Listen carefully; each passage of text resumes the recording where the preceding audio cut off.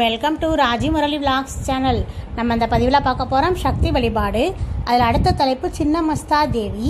இதுக்கு முன்னாடி 10 பதிவுகள் சக்தி வழிபாடில் போட்டிருக்கேன். பார்க்காதவங்க நம்ம பிளேலிஸ்ட்டாக சக்தி வழிபாடு தலைப்பில் போய் முதலேருந்து பாருங்கள், புரியும். மற்ற பதிவுகளையும் பாருங்கள். சிவபெருமான் திருவிளையாடல் போட்டிருக்கேன், திருப்பதி திருவிளையாடல் போட்டிருக்கேன், கந்த புராணம் இருக்குது, விஷ்ணு புராணம் போட்டிருக்கேன், 51 சக்தி பீடங்கள் போட்டிருக்கேன். பார்க்காதவங்க பாருங்கள், மற்றவங்களுக்கு ஷேர் பண்ணுங்கள். சின்னமஸ்தா தேவி தச மகா வித்யாக்களில் 6வது வித்யையாக பிரகாசிக்கும் தேவி சின்னமஸ்தா. யாராவது தன் தலையை தானே துண்டித்து கொள்வார்களா? இத்தேவி தன் தோழியர்க்காக தன் தலையையே துண்டித்து கொண்டு அருளியவள். 17 அக்ஷரங்கள் கொண்டது இவளின் மூல மந்திரம். இவள் சூரியனை பழிக்கும் ஒளியை தன் உடலில் கொண்டு அருள்பவள். காளியினும் பயங்கர வடிவம் கொண்ட தேவி இவள். பகைவர்களை ஜெயிக்க சின்னமஸ்தா எனும் நாமத்தை கூற வேண்டும். யார் நாமத்தை மனதில் நினைத்த மாத்திரத்தில் சத்ருநாசம், காரிய ஜெயம் ஏற்படுமோ அந்த நாமத்தின் வடிவாக விளங்குபவள் சின்னமஸ்தா.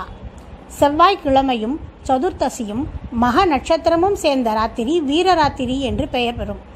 அந்த வீரராத்திரி தினத்தன்று அவதரித்த சின்னமஸ்தா தேவியை ஆராதிக்க திக் நியமம், கால நியமம், ஆசன நியமம் எதுவுமே கிடையாது. எந்த இடத்திலும் அமர்ந்து இத்தேவியை தியானிக்கலாம். இந்த அம்பிகையை தியானிக்கும் போது அவளின் தோழிகளான வர்ணினி, டாகினி இருவரையும் சேர்த்தே தியானிக்க வேண்டும் என்பது விதி. கிருதயுகத்தில் ஒரு நாள் சிவனுடன் இருந்த மகாமாயா தேவியின் உடலில் இருந்து 2 சக்திகள் தோன்றினர். வர்ணினி, டாகினி என்ற அவ்விருவரும் அம்பிகையின் தோழிகளாகி அவளுக்கு வலப்புறமும் இடப்புறமும் அவளுடனேயே தொடர்ந்து சென்றனர். சின்னமஸ்தா தேவி செம்பருத்தி பூவை போன்ற சிவந்த நிறம் கொண்டவள். தன் தலை முடியையே ஆடையாக கொண்டவள். திகம்பரி. எப்போதும் 16 வயதுடைய பருவகுமரியின் தோற்றப் பொலிவை கொண்டவள். நீலோத்பல மலர்களால் ஆக்கப்பட்ட மாலை அணிவதில் பிரியமுள்ளவள். பாம்பை பூநூலாகவும் மண்டை ஓடுகளை ஆபரணமாகவும் அணிபவள். சின்னமஸ்தா தந்திரம் எனும் நூல் இவள் புகழ் பாடுகிறது. இடி, மின்னல் என்ற அடையாளங்கள் காட்டி ஒளி, ஒளி என்ற இரு சக்திகளையும் இறை தன்மையிலிருந்து பேதம் காட்டி வெளிக்கொணர்ந்த மகாசக்தி இவள். மின்னலையே ஜடையாக கொண்ட தேவி இவள். தன் காலடியில் ரதி மன்மதனை மிதிக்கும் திருக்கோலம் ஆசைகளை அடக்கி ஆள்பவள் என்பதை குறிக்கிறது. எனவே இவள் யோகினி என்றும் மதனாதுரா என்றும் போற்றப்படுகிறாள். இத்தேவியின் உருவ அமைப்பு குண்டலினி யோகத்தை எழுப்பும் நிலையை குறிக்கும் வண்ணம் உள்ளது.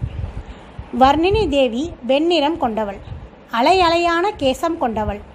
கத்தரிக்கோள், கபாலம் இவற்றை கையில் தரித்தவள். தேவியின் ரஜோ குணத்திலிருந்து உதித்தவள்.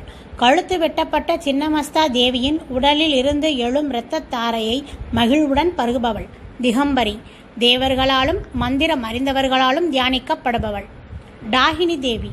சின்னமஸ்தா தேவியின் உடலில் இருந்து எழும் இரத்தத்தை சந்தோஷத்துடன் பருகுபவள். பக்தர்களுக்கு வேண்டிய ஐஸ்வர்யத்தை அருள்பவள். தேவியின் தாமச குணத்திலிருந்து உதித்தவள். பராசக்தி. பகவதி. மலர்ந்த முகத்தினள். மகாமாயா என்ற அந்த சண்டி தேவி விடியற்காலையில் புஷ்பா நதியில் தன் தோழியருடன் நீராடச் சென்றாள். வெகுநேரம் நீராடி களைப்பு எய்திய போது தோழியர் இருவரும் மிகவும் பசிக்குள்ளாயினர். தோழியரின் பசியை போக்க கத்தியினால் தன் சிரத்தை வெட்டி கையில் ஏந்தி கொண்டாள் அம்பிகை. கழுத்து வெட்டப்பட்டதும் அதன் இடது நாடியினின்று பெருகிய இரத்தத்தை டாகினியும் வலது நாடியினின்று பெருகிய இரத்தத்தை வர்ணினியும் பருகி பசியாறினர். இந்திரியங்கள் அடங்கினாலும் அகங்காரம் இருக்கும். அதையும் துண்டிக்க வேண்டும் என்று உணர்த்த மத்திய நாடியான கழுத்தில் நடுவில் இருந்து பெருகி வந்த அமிர்தமாகிய இரத்தத்தை தன்னுடைய சிரமே பருகுமாறு செய்தாள் அம்பிகை. இடி, மின்னல் என்ற அடையாளங்களை காட்டி ஒளி, ஒளி என்ற இரு சக்திகளை இறைத்தன்மையிலிருந்து பேதப்படுத்தி வெளிக்கொணரும் மகாசக்தி இவள். மனிதனின் முது எலும்பில்தான் மின்சக்தி ஓடுகிறது. புருவ மத்தியில் இடை, பிங்களை, சுழுமுனை என்ற 3 நாடிகளும் கூடும் இடத்தில்தான் யோகிகள் மின்சக்தி பாய்வதை உணர்வர். அந்த மின்சக்தியையே சின்னமஸ்தா என தேவி வழிபாடு போற்றுகிறது. தோழிகள் தாகம் தீர்க்க இத்தேவி தானே தன் சிரசை கொய்தாலும் சுஷும்னா நாடியினின்றும் பெருகும் அமிர்த தாரையை பருகி மறுபடியும் வெட்டப்பட்ட சிரசை தன் கழுத்தில் வைத்துக்கொண்டு பராசக்தியாய் பிரகாசித்து தோழியருடன் மீண்டும் சிவனிடம் வந்தாள்.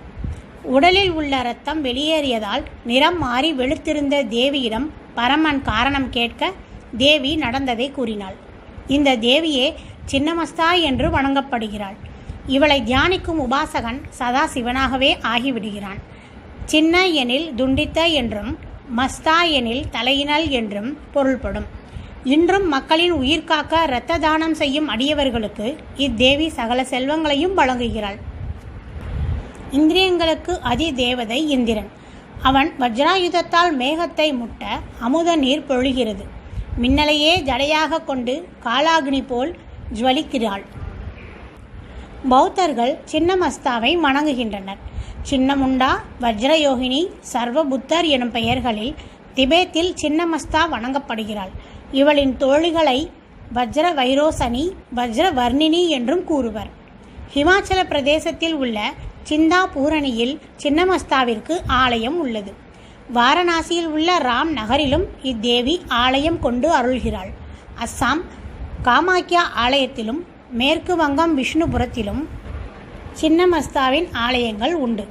நேபாளத்தில் உள்ள காட்மண்டு படுகைக்கு அருகே உள்ள சங்கு நாராயண கோவில் அருகேயும் இத்தேவி ஆலயம் கொண்டு அருள்கிறாள். இந்த தேவியை பிரசண்ட சண்டிகா என்றும் பக்தர்கள் ஆராதிக்கின்றனர். இவளை உபாசிக்க அறம், பொருள், இன்பம், வீடு எனும் சதுர்வித புருஷார்த்தங்களும் சித்திக்கும். முக்தி அளிக்கும் மந்திரம், மூவுலக வசிய மந்திரம் என பல மந்திர பேதங்கள் இந்த தேவிக்குரிய மந்திரங்களில் உண்டு. கோரிய வரங்களை பக்தர்களுக்கு அருளும் பரம கருணாமூர்த்தினி இவள். புத்திரன் இல்லாதவன் புத்திரனையும், வறுமையில் வாடுபவன் தனத்தையும் பெறுவான். சின்ன கிரீவா, சின்னமஸ்தா, சின்ன முண்டதாரா, அக்ஷதா எனும் நாமங்களால் இவளை அர்ச்சிக்க வேண்டிய வரங்கள் உடனே கிட்டிடும். இத்தேவியின் ஏகாட்சர மந்திரமான ஹூம் மாபெரும் சக்தி கொண்ட பீஜாட்சரம் ஆகும். இத்தேவியின் எந்திரத்தின் நாற்புறங்களிலும் கராளர், விகராளர், அதிகாலர், மகாகாலர் என்ற நால்வரும், அதன் பின் ஏகலிங்கர், யோகினி, டாகினி, பைரவி, மகாபைரவி, கேந்திராட்சி, அசிதாங்கி, சம்ஹாரிணி போன்ற சக்திகள் 8 இதழ்களிலும் இறுதியில் டாகினியும் வர்ணினியும் வழங்கப்படுகிறார்கள். சின்னமஸ்தா வழிபாட்டால் சத்ருநாசம் கிட்டும். சத் புத்திரர்கள் மிகுந்த ஐஸ்வர்யம், கவித்துவம், பாண்டித்யம், சாஸ்திர ஞானம், பாவநாசம், சர்வ சௌபாகியங்கள் போன்றவை கிட்டும். சூரிய மண்டலத்தின் மத்தியில் இருப்பவளும், அங்கங்கள் பறந்து விரிந்தவளும், திறந்த வாயை உடையதுமான, தன் கழுத்தில் இருந்து பெருகின்ற இரத்தத்தை குடிக்கின்றதுமான, துண்டிக்கப்பட்ட தலையை இடது கையில் பிடித்திருப்பவளும், ரதியோடு இணைந்திருக்கும் மன்மதன் மேல் இருப்பவளும், டாகினி, வர்ணினி ஆகிய 2 தோழியரோடு மகிழ்ந்திருப்பவளுமான ஸ்ரீ சின்னமஸ்தா தேவியை தியானிக்கிறேன். தேவியின் வலது பக்கம் இருப்பவளும், வெண் நிறத்தினளும், அவிழ்ந்த கூந்தலையும், கத்தரிக்கோள், கபாலம் இவற்றை கரங்களில் ஏந்தி இருப்பவளும், ரஜோகுணம் உடையவளும், சின்னமஸ்தா தேவியின் வெட்டப்பட்ட கழுத்திலிருந்து பெருகி வரும் இரத்தமாகிய அமிர்தத்தை மகிழ்வுடன் குடிப்பவளும், நாகத்தால் கட்டப்பட்ட சிரோரத்னத்தை கொண்டவளும், மந்திரம் அறிந்தவர்களாலும் தேவர்களாலும் துதிக்கப்படும் வர்ணினி தேவியை தியானிக்கின்றேன்.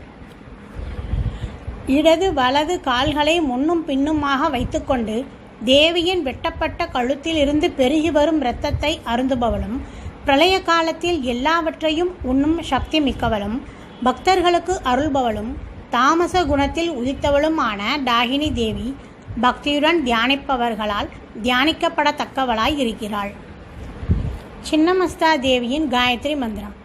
ஓம் வைரோசின்யை வித்மஹே சின்னமஸ்தாயை தீமஹி தன்னோ தேவி பிரசோதயாத். ஓகே ஃப்ரெண்ட்ஸ், இந்த பதிவு பிடிச்சிருந்தா லைக் பண்ணுங்கள், கமெண்ட் பண்ணுங்கள். அடுத்த தலைப்பு அடுத்த பதிவில் பார்ப்போம். Thank you friends.